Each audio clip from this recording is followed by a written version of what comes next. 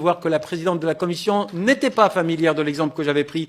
Je lui ai dit, vous savez, le pire de ce qu'on a fait jusqu'à présent, c'est de fabriquer des fausses élites musulmanes et de leur donner la parole au nom de leurs co-religionnaires. Et c'est ça qui... mais je pense que monsieur le rapporteur se souvient de mon exemple et lui, il l'avait immédiatement compris.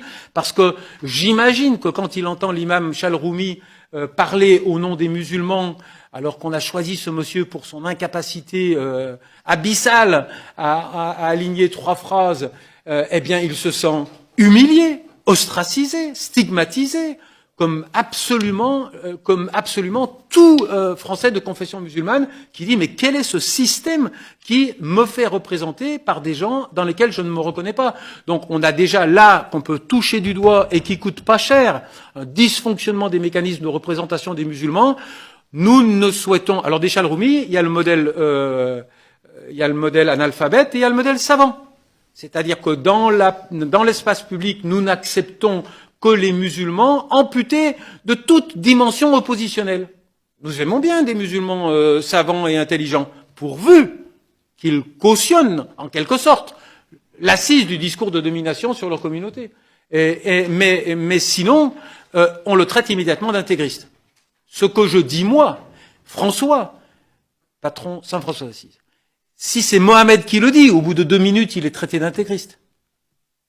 Mais de l'extérieur, on a le droit de dire, cessez de jouer avec les mécanismes de représentation des musulmans de ce pays, vous allez déjà desserrer, vous allez ouvrir la cocotte minute, la soupape.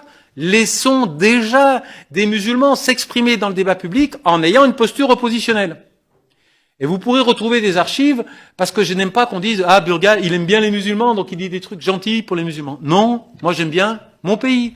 Au nom de l'intérêt que je porte à mon pays, il y a déjà 20 ans, j'ai dit, s'il y avait plus de musulmans râleurs, protestataires, dans l'espace du débat public français, nous aurions fait moins de conneries dans cette région du monde.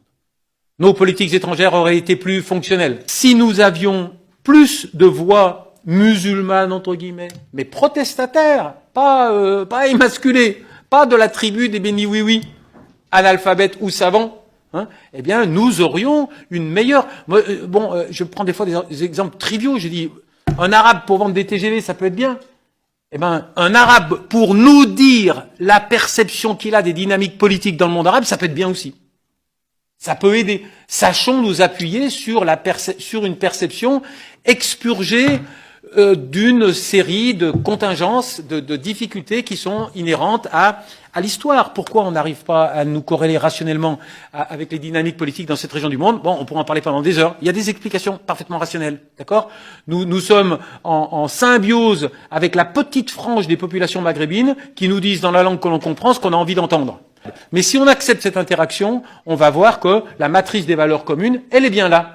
Je demande pas aux Français de devenir musulmans. Je ne demande pas aux Français de renier leurs valeurs. Je demande de comprendre qu'elles peuvent être parfois véhiculées par des acteurs qui ne les expriment pas avec exactement les mêmes codes symboliques. Et ça, c'est, je dirais, si je devais m'arrêter là, je dirais, c'est ça notre problème. Un bon musulman pour les Français, c'est un musulman qui n'est plus musulman. Et donc, je pense qu'au cœur de notre difficulté à interagir efficacement dans le monde arabe actuellement, c'est notre incapacité à créer une relation rationnelle avec cette génération politique qu'on balaye d'un revers de main en l'appelant islamiste, sans faire l'effort intellectuel de comprendre ce qu'il a produit. Et si on fait cet effort intellectuel, et on peut le faire si vous voulez que vos questions portent là-dessus, parce que je vais m'interrompre, on va voir que notre erreur, ça a été ça.